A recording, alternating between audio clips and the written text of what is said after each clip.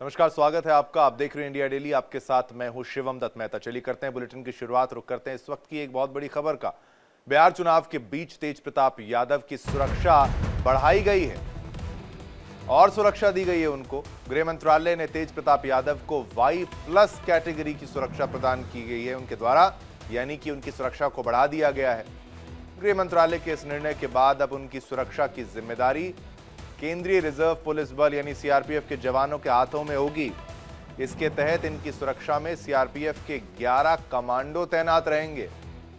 ऐसे में अब सियासी गलियारों में हलचल तेज हो गई है। कई सवाल ये भी खड़े हो रहे हैं कि क्या तेज प्रताप बीजेपी में जाने वाले हैं? ऐसा कोई इरादा है क्या? ऐसा कोई प्लान है क्या? क्या एनडीए का रुख करेंगे तेज प्रताप यादव? क्योंकि परिवार से तो बन नहीं रही है, परिवार से तो अनबन है। भाई से बात नहीं करते हैं।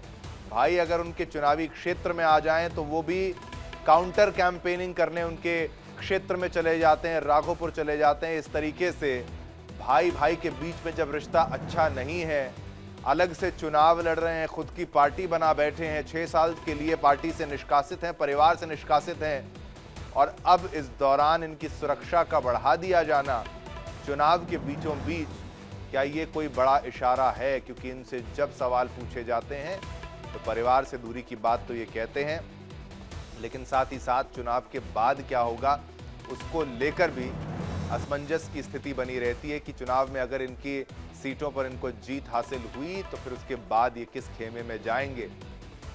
क्या तेज प्रताप यादव बीजेपी की तरफ उनका रुझान हो रहा है? क्या झुकाव बीजेपी की तरफ हो रहा है? ये सियासी गलियारों में ये चर्चा तेज हो चुकी है। लेकिन अभी की मुख्य खबर जो है, एक बार फिर से आपको बता दें कि इनकी सुरक्षा को बढ़ा दिया गया है। बिहार चुनाव के बीच तेज प्रताप यादव की सुरक्षा बढ़ा दी गई है। Y+ कैटेगरी की सुरक्षा दे दी गई है। सीआरपीएफ के पास 11 कमांडो तैनात रहेंगे इनके साथ। क्योंकि मेरे ऊपर खतरा है ना, मेरा हत्या भी लोग करा देगा। अब है दुश्मन सब लगा हुआ है ना। हाँ, तो तेजस्वी का जन्मदिन है, उसको जन्मदिन की ढेरों सारी शुभकामनाएं। उज्जवल भविष्य हो, आगे बढ़े, आशीर्वाद है। तो ये आपने देखा कैसे तेजस्वी को आशीर्वाद भी दे रहे हैं, जन्मदिन की बधाई भी दे रहे हैं। भाई हैं इनके, इस बात से कोई इनकार नहीं करेगा, ये खुद भी इस बात को मानते हैं। और जब भी इनसे प्रेस वाले जाके सवाल पूछते हैं कि भाई माँ बाप का आशीर्वाद, तो ये कहते हैं कि माँ बाप का आशीर्वाद तो सभी के साथ है ही है। लेकिन अब सुरक्षा के लिहाज से जब प्रश्न पूछा गया तो इनकी तरफ से कहा गया कि मेरी हत्या करवा देंगे, मेरे पीछे पड़े हैं, जान को खतरा है। तो ये बात इनकी तरफ से कह ही दी गई, तो ये कह दी गई, पर खतरा किससे है एग्जैक्टली वो बात जो है वो क्लियर नहीं की गई है। लेकिन एक बड़ी शख्सियत है, फेमस है, इनका नाम चलता है, इनको लोग जानते हैं, मानते हैं, और अब इनकी सुरक्षा को बढ़ा दिया जाना और परिवार से दूर होने के बाद, अपनी पार्टी बनाने के बाद, चुनाव के मैदान में उतरने के बाद ऐसा होना, यानी जनशक्ति दल बनाने के बाद ऐसा होना, कई सवालिया निशान जो हैं वो खड़े करता है कि आखिर क्या इसके पीछे कुछ ऐसा है जो समझने में ऐसा आए कि क्या ये बीजेपी की तरफ इनका रुझान हो गया, या फिर एनडीए की तरफ रुझान हो गया, या फिर ऐसा कुछ। और Y+ कैटेगरी की सुरक्षा मिलना, जहां पर सीआरपीएफ के 11 कमांडो इनके साथ तैनात रहेंगे इनकी सुरक्षा में, तो ये सियासी जगत में भूचाल आ चुका है। अब इसको लेकर विपक्ष जो है वो सवाल पूछ रहा है कि आखिर ऐसा क्यों सुरक्षा बढ़ाई गई, और अभी क्यों बढ़ाई गई? ऐसा कौन सा खतरा था जिसको भांपा गया और इनको सुरक्षा दी गई है? तो बहुत बड़ा सवाल तेज प्रताप यादव को लेकर।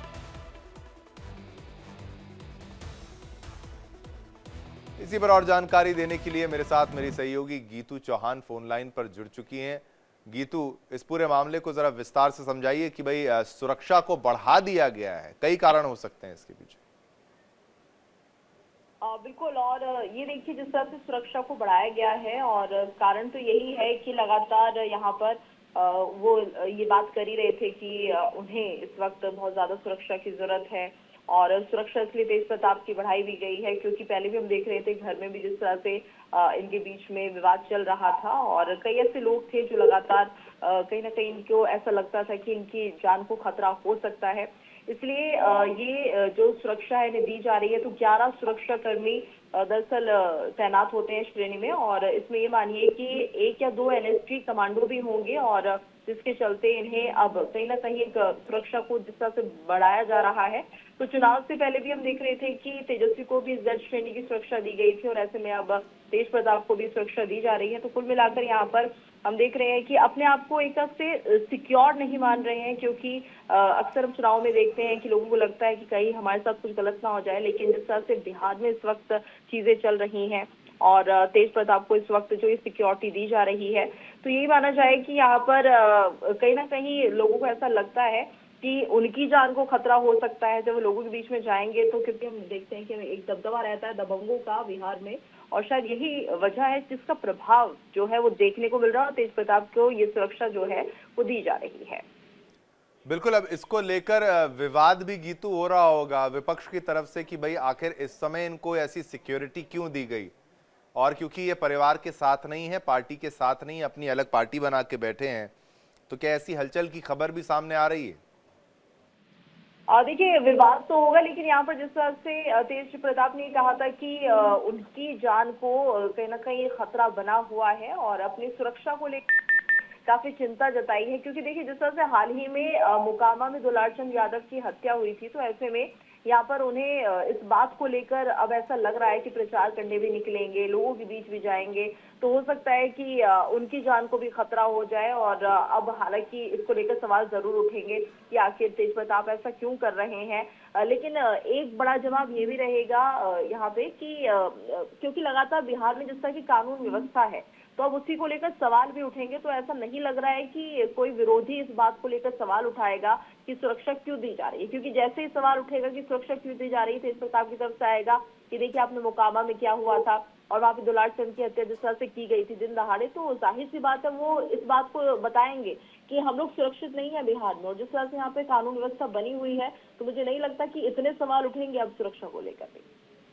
बिल्कुल, बहुत बहुत धन्यवाद गीतू ने पूरी जानकारी हमारे साथ यहाँ पर साझा करी, विस्तार से बताया कि सिक्योरिटी को लेकर क्या कारण है, लेकिन मुख्य तौर पर गृह मंत्रालय की तरफ से जो है ये एक जो प्रोटोकॉल के तहत असेसमेंट किया जाता है, इनकी सिक्योरिटी को लेकर विशेष रिपोर्ट दी गई है, और उसके बाद ये फैसला लिया गया, जिसकी भी अगर किसी को भी अगर सिक्योरिटी कवर दिया जाता है सरकार की तरफ से, तो वो थ्रेट परसेप्शन के अनुसार होता है, किसको कितना खतरा होता है। अब थ्रेट परसेप्शन के अनुसार इनकी सिक्योरिटी को बढ़ाने का फैसला जो है वो गृह मंत्रालय की तरफ से किया गया। इस पर मोहर जो है गृह मंत्रालय की लगती है, और चुनाव के बीच ये बढ़ाई गई है।